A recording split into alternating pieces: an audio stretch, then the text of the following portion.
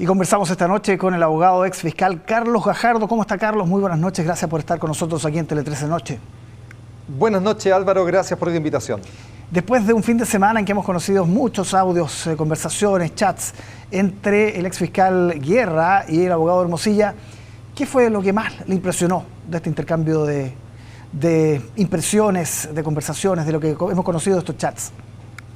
Por una parte, la manera en que el fiscal Guerra, Manuel, le daba información relevante sobre causas en que el señor Hermosilla no tenía ninguna participación. Desde el caso Penta, por supuesto, la situación de Iván Moreira, la detención de una cuñada del presidente, en fin, una permanente entrega de información que llevó a que se le calificara por un columnista este fin de semana de mocito, ¿no? Por la forma en que servilmente efectuaba sus labores con tanta abnegación para un abogado privado. Y simultáneamente, lo segundo que llama mucho la atención es la manera en que comienza a pedir beneficios económicos para sí. Primero, ser contratado en el Consejo de Defensa del Estado como consejero. Luego, en cualquier cargo de alta dirección pública, le servía a cualquiera.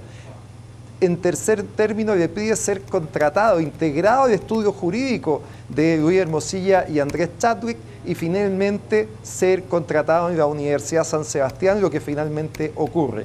Esa doble combinación de un permanente favorecimiento como funcionario público a un particular, unido a una permanente solicitud de beneficios económicos, es lo que llama la atención y es lo que a mi juicio configura nítidamente un delito de cohecho reiterado. Sobre eso le voy a preguntar también, Carlos. He escuchado durante la jornada a varios abogados respecto a qué figuras legales podría exponerse Guerra con lo que sabemos hasta ahora.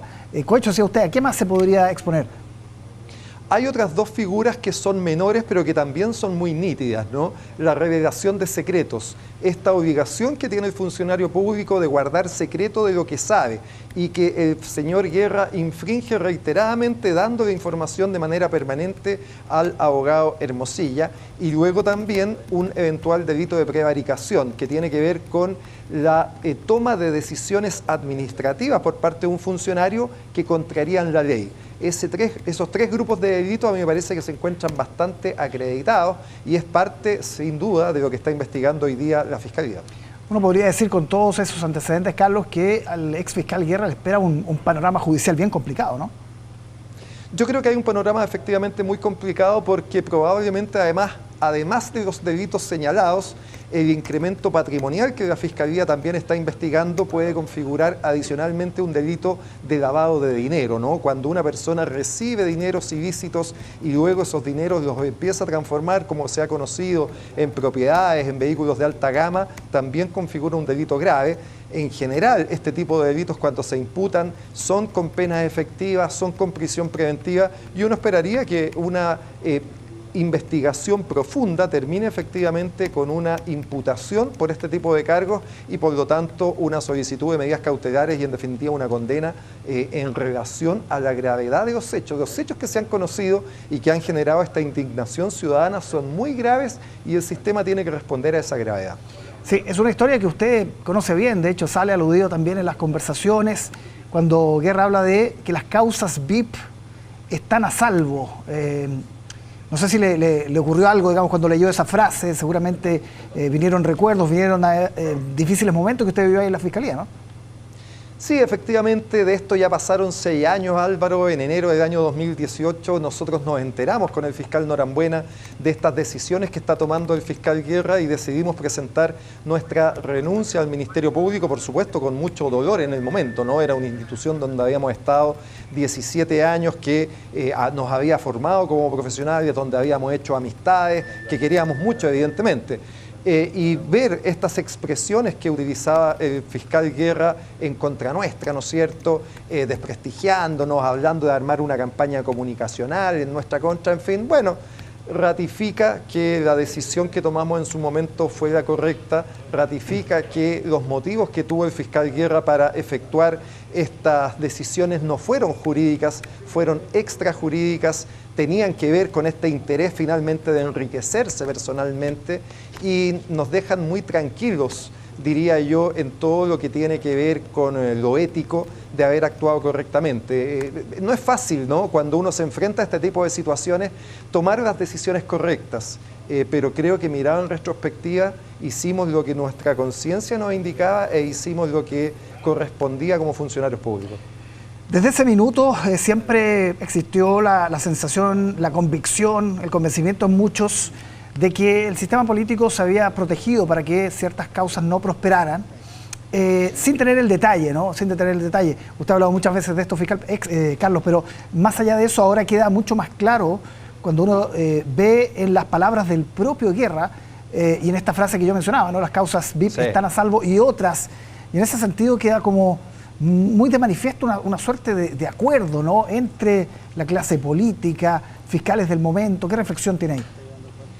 Mire, muy importante lo que usted dice, Álvaro, porque hay que entender que esto es finalmente una pieza más del puzzle, ¿no? Esto no es solo responsabilidad de Manuel Guerra, porque retrocedamos un poco, la clase política, 3 años antes de nuestra renuncia, el año 2015, se puso de acuerdo para nombrar a un fiscal nacional que estuviera en esta sintonía de acotar las causas, de que estas causas no avanzaran. El fiscal Jorge Abot en su momento, que efectivamente tuvo un pupilo muy adelantado, ¿no?, porque finalmente Manuel Guerra hizo mucho más que lo que incluso estaba dispuesto a hacer el fiscal Abot, y en los chats se da cuenta que incluso estas decisiones tan audaces por parte de Guerra las toma contra la opinión del propio fiscal Abot. Pero la clase política no se puede hacer la desentendida de esto. Es su responsabilidad haber puesto en estos cargos a gente que no merecía, como el fiscal Abot o como el fiscal Manuel Guerra.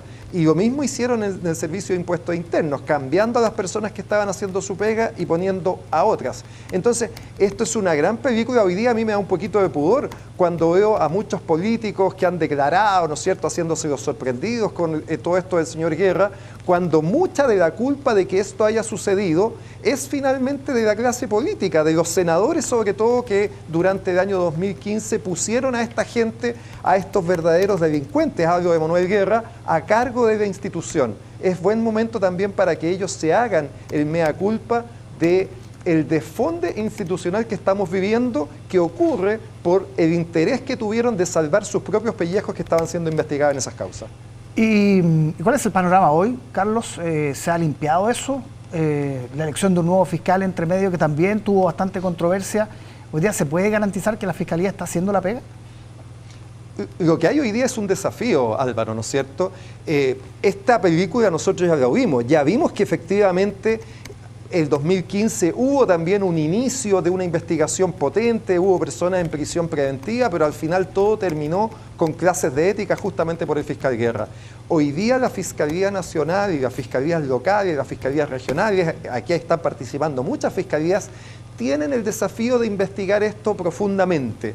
Hasta acá a mí me parece que su comportamiento ha sido espléndido, especialmente de la Fiscalía Oriente, la fiscal Lorena Parra, que logró encabezar un grupo con Felipe Sepúlveda, con Miguel Orellana, que tienen hoy día en prisión preventiva al señor Hermosilla y a otra serie de personas que han actuado concertadas con él.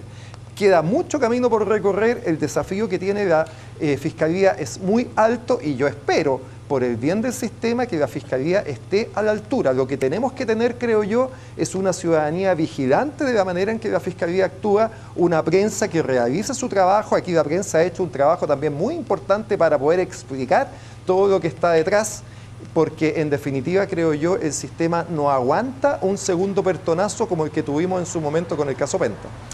Usted ha pedido en estos días también, Carlos, aclarar el vínculo de Guerra con la Municipalidad de Providencia, que encabeza la alcaldesa Matei, a propósito también de los trabajos posteriores que tuvo Guerra una vez que sale de la Fiscalía, estuvo en la Florida, ya le voy a preguntar sobre eso, pero en el caso de Providencia, ¿qué es específicamente lo que usted pide aclarar? Yo lo primero que quiero decir respecto a la situación de Providencia y de la Florida y de la alcaldesa Matei y del alcalde Rodolfo Carter es que las expresiones que se han conocido por parte del fiscal Guerra son impresentables y hablan solamente de su bajeza junto con el señor Hermosilla y no dicen nada respecto de la alcaldesa Matei y del alcalde Carter. Dicho eso, tanto la alcaldesa Matei como el alcalde Carter tienen que explicar por qué contrataron con sueldos importantes en sus respectivos municipios al señor Guerra.